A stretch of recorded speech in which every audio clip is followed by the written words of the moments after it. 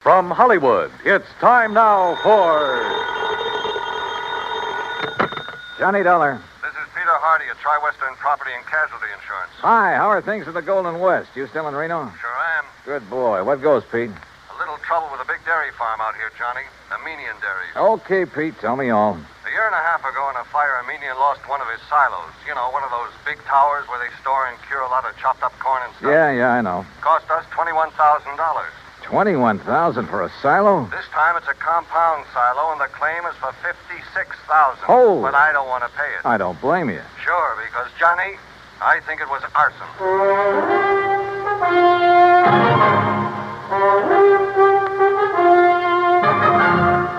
Bob Bailey in the exciting adventures of the man with the action-packed expense account. America's fabulous freelance insurance investigator. Yours truly, Johnny Dollar. And now, Act One of yours truly, Johnny Dollar.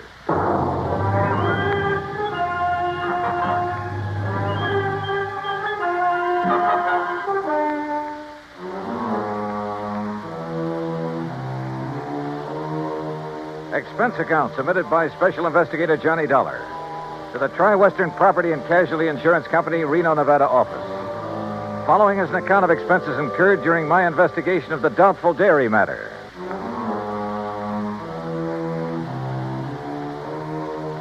Expense account item 1, $141.20. Transportation and incidentals, Hartford to Reno, Nevada. It was about 9 a.m. when I arrived, so I checked into the Mapes Hotel, then walked over to Pete Hardy's office. Armenian dairies is just north of here, Johnny, in Warm Springs Valley off Route 33. Well, then I'd better rent me a car. Or you can use mine. Now, Pete. How can I run up my expense account unless I have something to run it up with? Johnny, for once... Uh-uh. Anyhow, the reason why these silos Armenian has are so expensive. Is that the owner's name, by the way? Yes, Aram Armenian. And I take it he's Armenian. Strangely enough, no.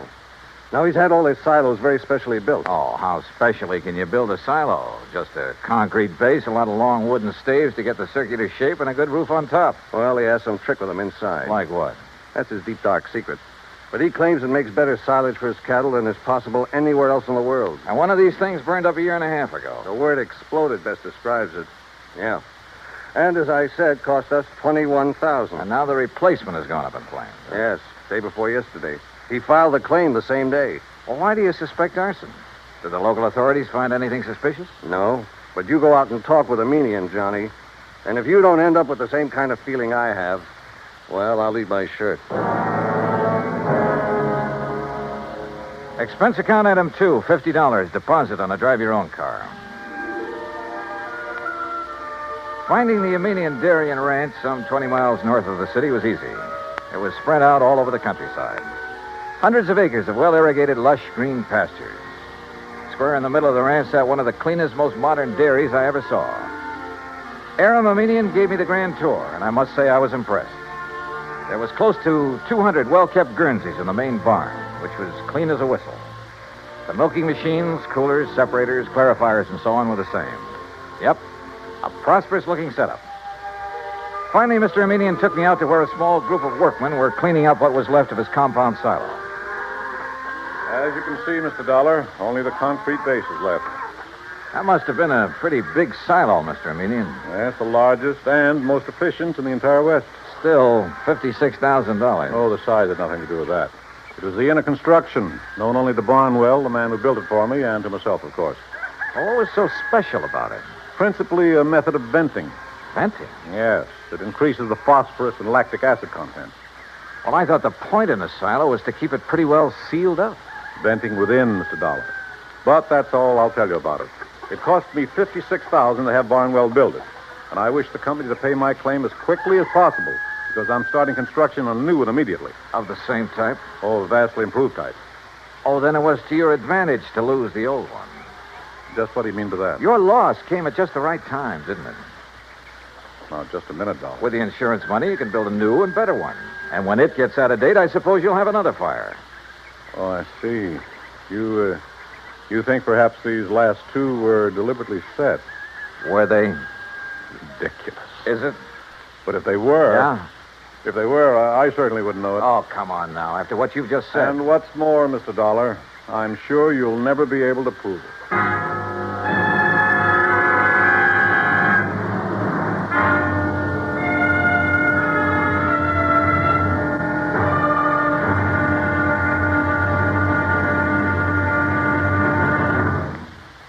Act two of yours truly, Johnny Dollar, in a moment. And now, Act two of yours truly, Johnny Dollar, and the Doubtful Dairy Matter. Why, what he said and the way he said it. Aram Aminian was practically challenging me to find out how arson was involved in the destruction of his $56,000 secretly constructed compound silo. Expense account item 3 phone call from a gas station on Highway 33 to Reno Police Headquarters. But Lieutenant Brady of the arson squad assured me he'd failed to find anything indicating the fire was set. So dead end. Until I remembered a little trick that had worked for me before and might work again. Item 4, 27 cents for a loaf of white bread at a grocery store along the highway. Then I drove back to the Aminian Ranch. If I'd known you were hungry, Mr. Dollar, I should have had something provided for you at the ranch house, in spite of your rather nasty attitude about this loss of mine. Food is the last thing I'm thinking of, Mr. Aminian. Well, then why this loaf of bread, if you're not... Whoop! Now, let's see. Oh, now, surely you're not going to eat the piece that dropped in the ashes. No. For now. Well, then get it out of your mouth, man. Well. Mm-hmm. Whatever in the world are you doing, Mr. Dollar? Yeah, I knew it. You knew what? A sure test for kerosene, Mr. Aminian. What? Yeah, fresh bread dropped in the ashes of a fire even days after the fire is out. I don't understand. I can still taste the kerosene. And, mister, it makes things look pretty bad for you. Me? Oh, good heavens, man, you can't... Dollar, I resent this completely unfounded accusation. Go right ahead and resent. Or better still, let me get hold of a stenographer and you can dictate a confession. Get out of here. Want to do it the hard way, huh? Get off this ranch, Dollar. Now leave. Immediately. Sure. And I warn you, don't come back. Because if you do... Better be careful, Mr. Aminian. The kind of a threat you're about to make wouldn't sound very good in court. Get out. Get out. Out on the highway, I stopped at the Mobile gas station again and made another phone call. Item 5, another 20 cents. It was to my old friend Herb Carlbert, cashier of Reno's Farm Trade National Bank. It was past closing time, but he promised to leave a door open for me. So I grabbed a sandwich and a Coke along the way. That's item 6, 80 cents, including tip. Then at the bank, Herb led me back to his private office. Oh, sit down, Johnny. Tell me all about yourself. Yeah, later, Herb. We'll go out on the town and talk our heads off. Right now, I need some information. I hope you can tell me where to get it. Oh? Information about what? The Aminian Dairy. Or better still, Aminian himself. You know him? Oh, I certainly do. We're his bank. His happens to be one of the best accounts we have, especially in our investment department. You mean it's big? Plenty big. Like how much? Well, now, Johnny, I'll tell you this. If I had a quarter of his net worth, I'd have retired long ago. No big outstanding debts on his place? Anything like that? Not a penny. Aram's financial condition is as... Now, wait a minute. Yeah? That fire and explosion of his compound silo? Yeah, that's right. Herb, I've found evidence indicating arson. Well, certainly aren't accusing him. Who else? Oh, no, you're wrong. Oh, now look, Herb, he filed that claim so fast. It's the most natural thing in the world for him. It's the way he does everything, like paying his bills immediately on receipt. He works that way. You expect everybody else to. Well, he gave me the impression he wanted to collect quickly in order to have money for rebuilding. Of course. Rather than cash in some of his blue chip investments. Herb, somebody fired that silo. Well, it certainly wouldn't be Aram. You sound like you're in cahoots with him. What about his employees? From my impression of the man, They love him like a father. Every one of them. And if every employer was as generous as he is, there wouldn't be any labor troubles in this country. Well, the fact remains that somebody somehow stood to profit by destroying that silo, and the one before it. Well, I can't imagine who. Even his competitors like and respect the man. Or so they say. No, they do. He's helped them stay on their feet during hard times, developed new ideas and methods, then passed them on to them. Oh, the fact remains... Look, Johnny, I've had a rough day. How about a nice, cool, casual drink? Then we'll have dinner and take in the town. Item 7, 2130, for drinks and a good dinner back at the Mapes. But I didn't enjoy either. Because Herb in his defense of Aminian was no help at all. Except perhaps for giving me a list of all the people he could think of who did business with him. I decided to check them all first thing in the morning. Finally, about midnight, having lost our share at a couple of nearby gambling clubs, we parted. Herb drove away to his home on the outskirts of town. I went back to the mix. Take Mr. and Mrs. Kenworthy to room 314, boys. Yes, sir. What can... Oh, Mr. Dollar. Just my key, please. Certainly, sir. Here you are, sir. And I hope you enjoy a pleasant night's rest. Thanks. Oh, by the way, there was a gentleman here looking for you early this evening. Hung around quite a while. Said he'd be back. Well, who was he? He didn't give his name, sir, nor did he wish to leave a message. Mr. Armenian? Mr. Armenian the dairyman? Oh, no, sir. I'm quite sure. Okay, thanks. Yes, sir. Good night. Good night, sir. Oh, Mr. Dollar. Yeah? There he is. There. Huh? Going out the door, the dark brown coat. You're sure? Yes, sir. The same man.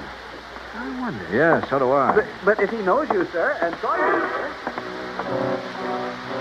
By the time I got out the front door, the man in the brown coat was halfway down the block and walking fast. Faster and faster, as a matter of fact, as I gained on him. He turned the corner, and by this time, both of us were running. Hey! Hey! Were you looking for me? By the end of 3 or 4 blocks, it was a real foot race. Then suddenly he turned into an alley, and like a darn fool, I plunged into the darkness of it after him. Hey! Hey! Right here. Oh, no, you...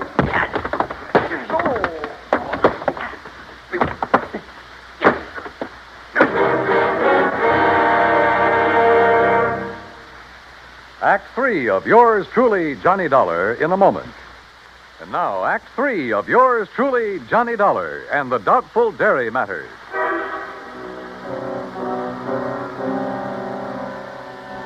If it hadn't been for a big interstate moving van that drove into the alley where I'd been waylaid, well, I have a strong hunch I wasn't supposed to have lived through that beating.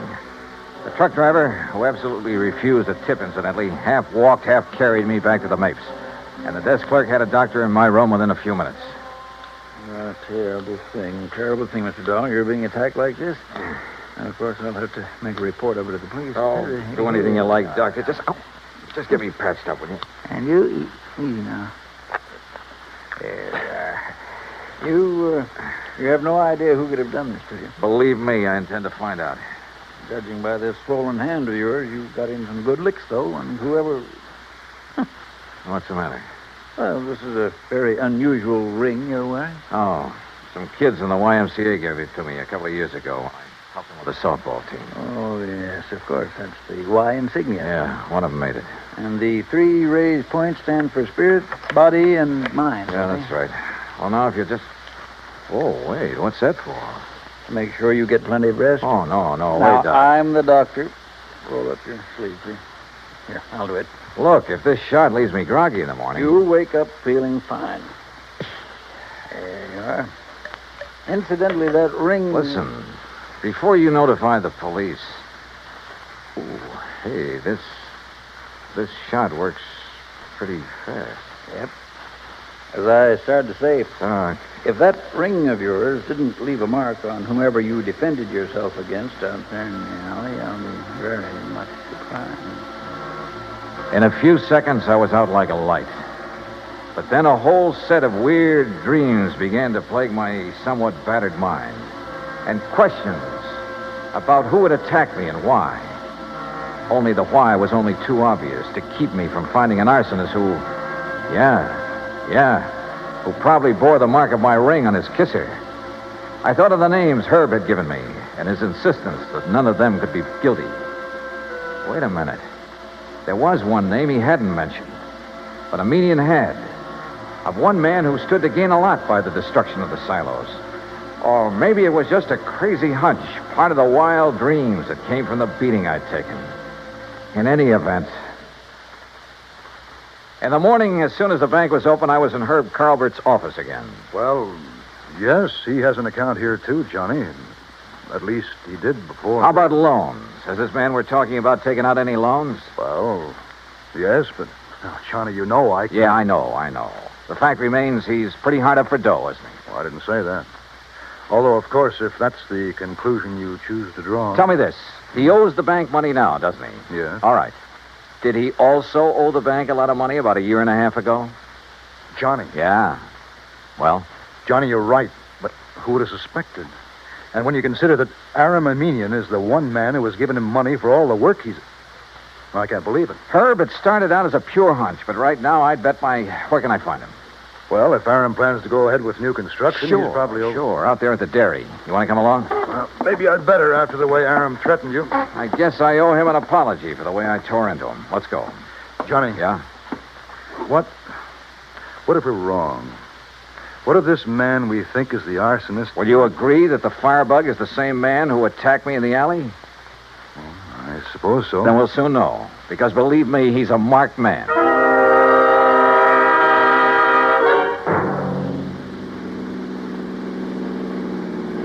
We made the Aminian dairy in 30 minutes flat, and we're told at the gate that Aram Aminian was in the pasteurizing plant.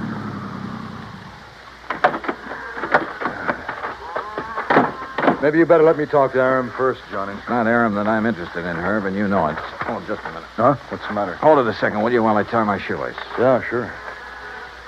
I've been thinking, Johnny, on the way out, you know, we could really be terribly, terribly wrong. Herbert, old man. Aram, we're just looking for you. Well, when I heard the car pull up, I thought it was Joe Barnwell. He's due here to show me final plans for the new silo he's going to. Well, Mr. Dollar. That's right, Mr. Aminian. I want to apologize for Well, what's the matter? that dressing on your cheek. What about it? Just what is that little bandage hiding? Johnny. Well, Aminian? As a matter of fact, I cut myself shaving this morning. Well, I'm sorry, mister, but that bandage is going to have to come off. Look, Johnny. Now, just a minute, Dollar. Ah, here you are, Aram. Here's the final blueprint for it. Why, what's wrong, Joe? Oh, gentlemen, this is Mr. Joseph Barnwell, Herb Carlbert, We know each other. and Mr. Johnny Dollar. Yeah. I think we know each other, too, Barnwell. Oh, do we? Joe, did you have an accident of some sort? Your face. What's going to happen to him now won't be any accident, Mr. Aminian. And I apologize for doubting that you cut yourself with a razor. I'm afraid I don't understand. But that bandage on your face doesn't hide any razor cut, does it, Barnwell? Well, I don't know what you're talking about. All right, then let's rip it off. You certainly won't. Good heavens, Johnny. Yeah, look. The mark from the ring on my hand where I struck him last night. Okay, Barnwell. Now stop. Don't touch me. Start talking. Tell Aminian how you burned up his fancy, expensive silo so you could build another one. How you burned the other one up. Talk. I swear I... Talk. Talk. Talk.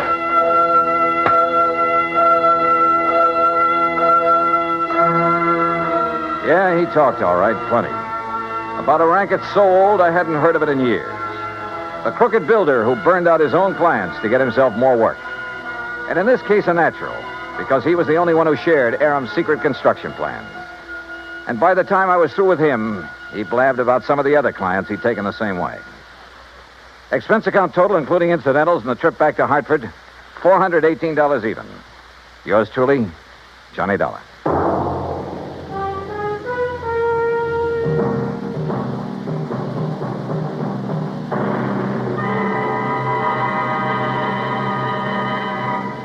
Our star, Bob Bailey, will return in just a moment to give you a hint about what's in store for you on next week's program. And now, here's our star to tell you about next week's intriguing story on yours truly, Johnny Dollar. Next week, well, I get into cattle country again. And a Hereford steer solves the case for me. So join us, won't you? Yours truly, Johnny Dollar.